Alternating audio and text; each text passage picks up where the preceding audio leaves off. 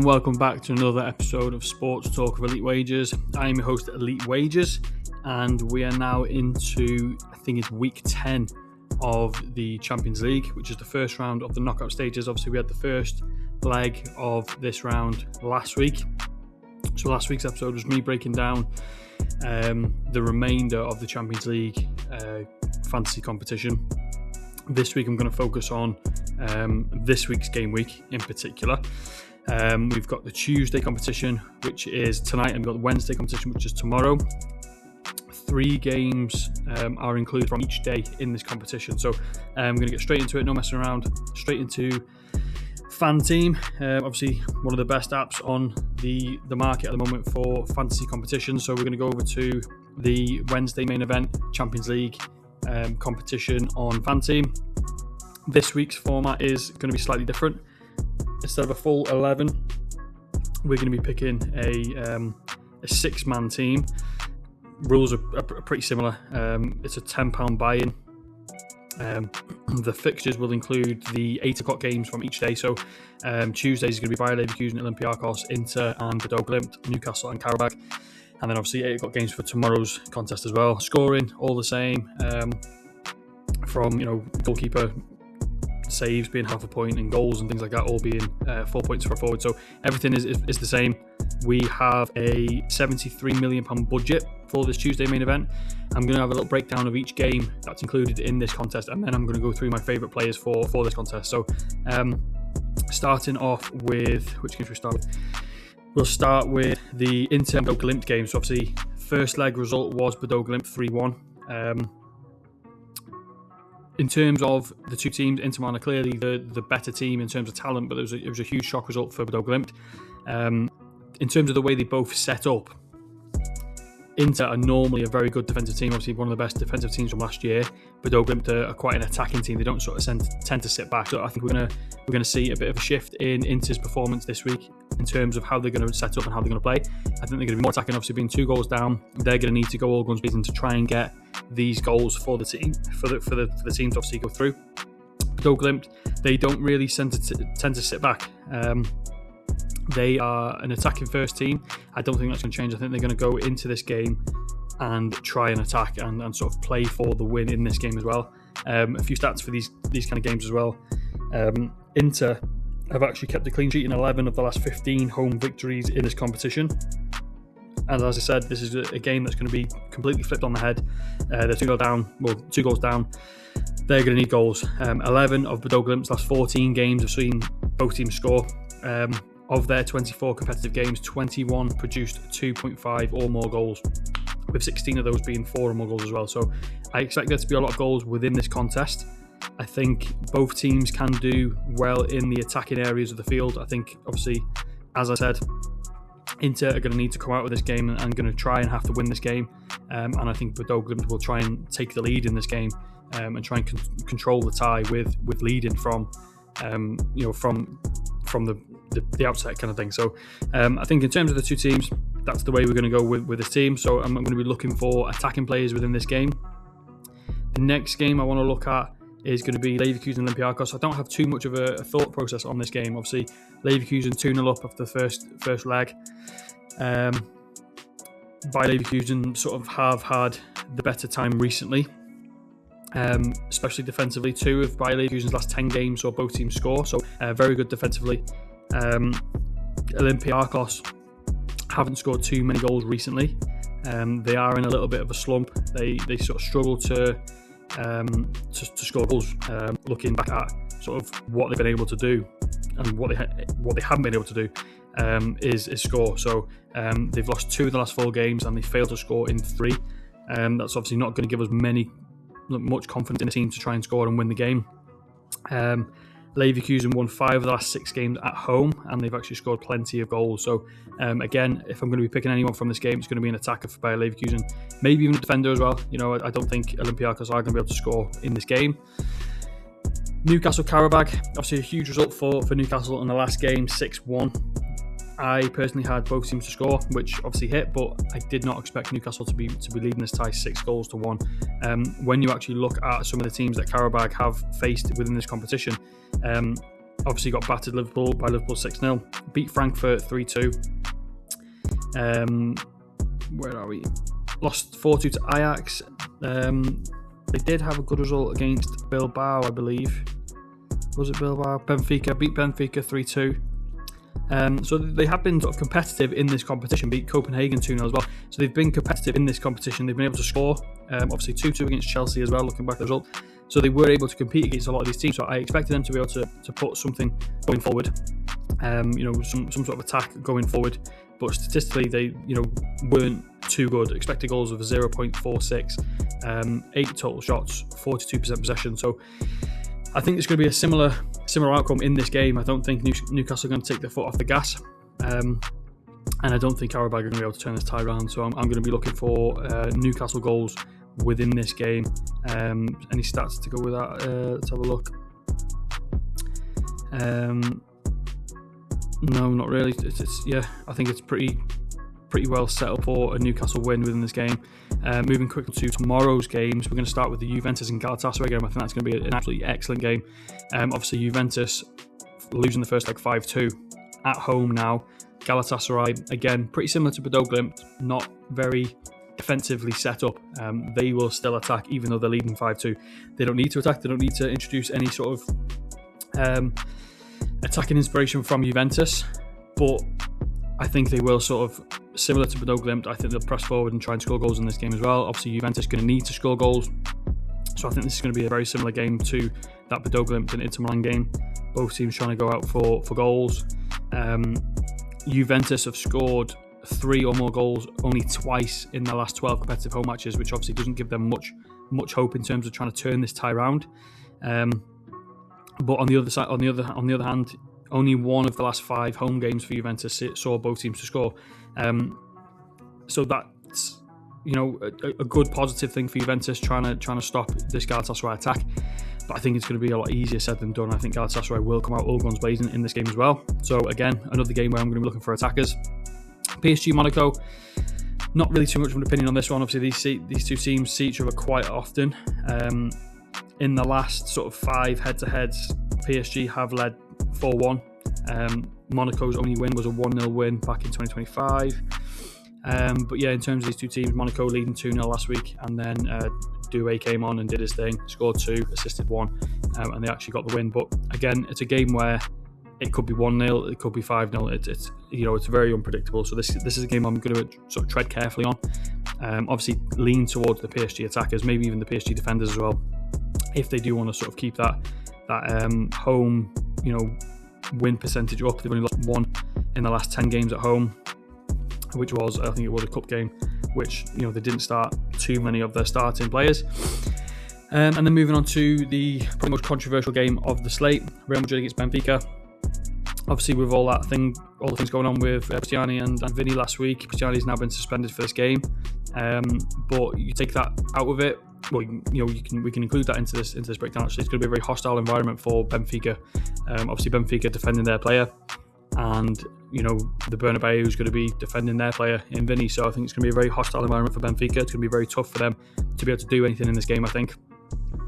Obviously, Real Madrid's form at home has been very, very good. 6 wins in a row at home.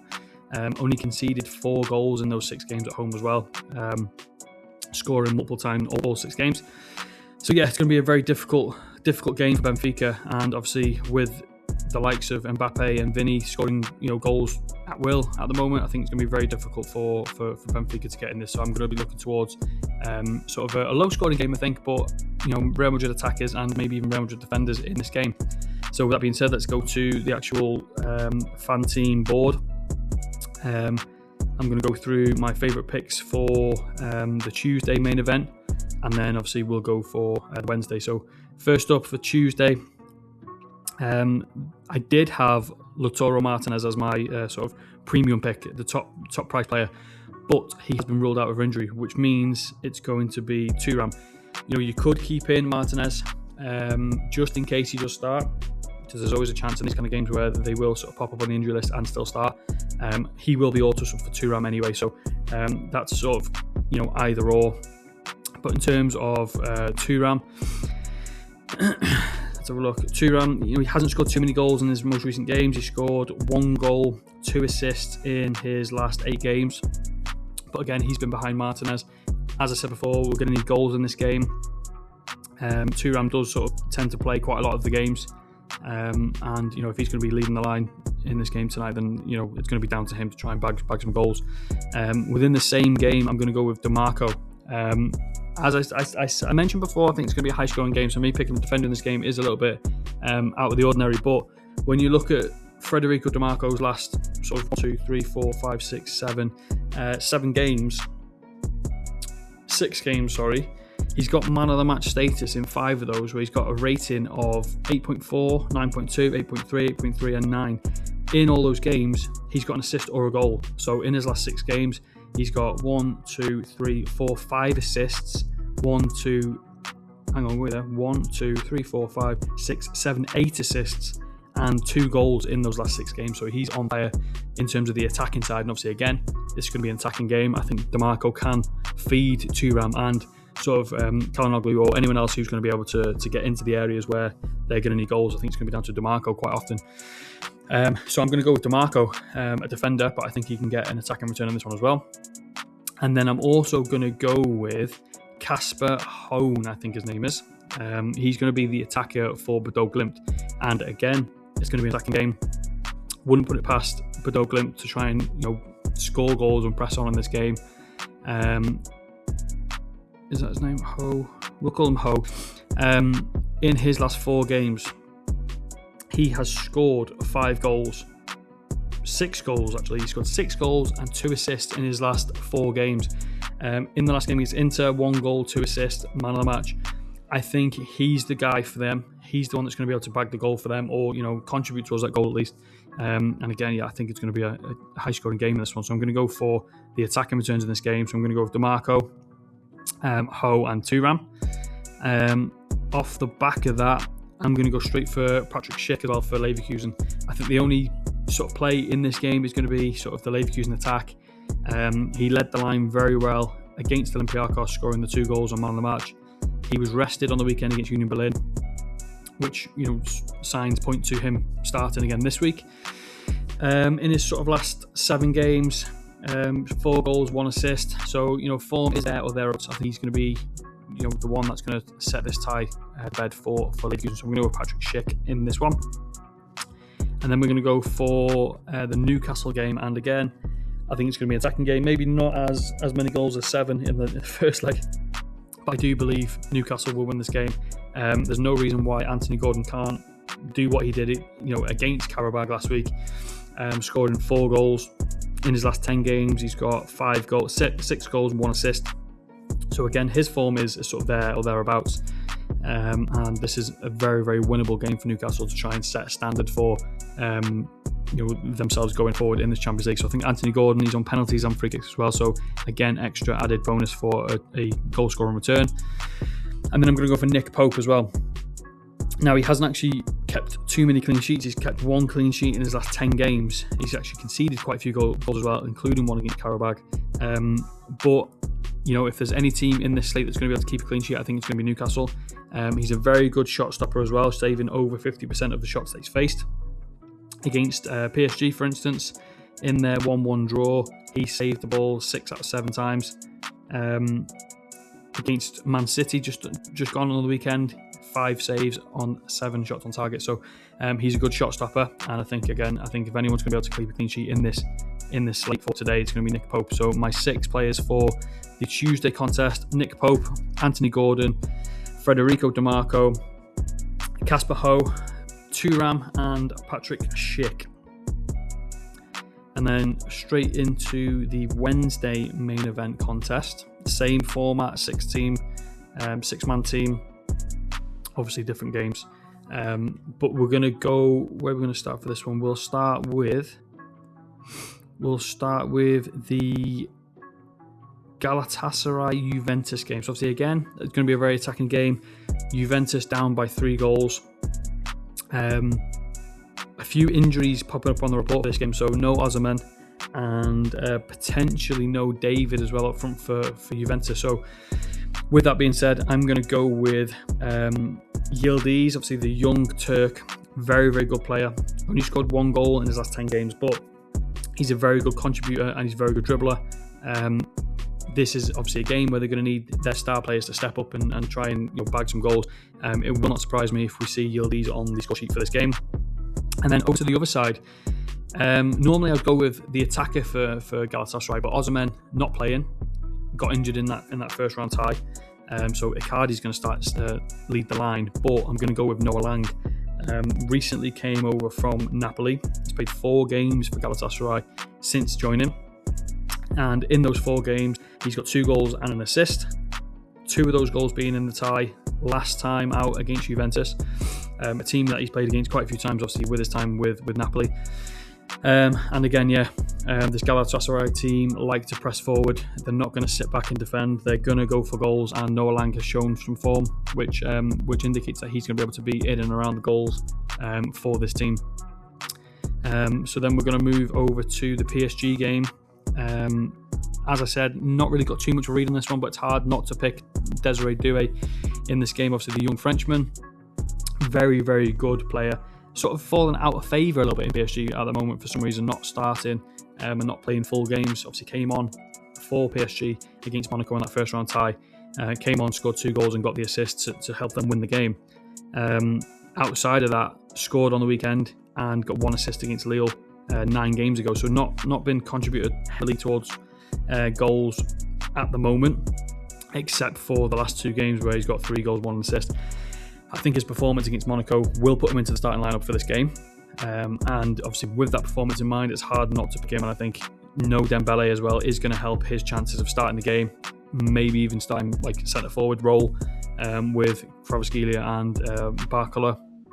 But yeah, Desiree Doué, he's the star man for this team when he's on his game. And then I'm going to go with Nuno Mendes as well. Again, I think it's a game where it could be 1-0 or 5-0. Either way, I'm very more trusting in this PSG defence. Nuno Mendes, one of the highest scoring defenders in this competition. In his last 4 games, he's got 1 goal, 1 assist. He was rested on the weekend as well. He did not play, which indicates he's going to start, which he should as well. He's one of their best defenders, and I think he can lock up this Monaco team. I think he's going to be able to contribute in an attacking way and a defensive way within this game. And the final game, Real Madrid against Benfica. As I said, I think this is going to be all Real Madrid. So I'm going to go with the Real Madrid defender. So I'm going to go with Karius, who came from Benfica in his last 4 games as well. 1 goal, 1 assist. But he's been, fairly solid. He's got 2 clean sheets in those 4 games as well. Conceded only 3 goals.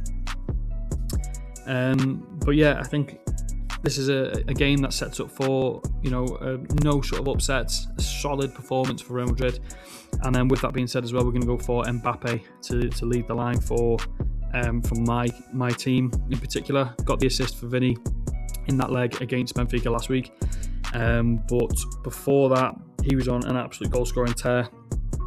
He scored in 6 games in a row.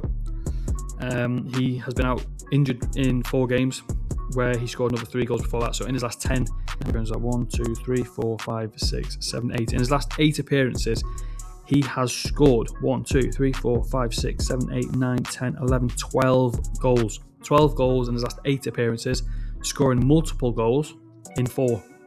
So form is very much so on his side. Didn't score in the last matchup.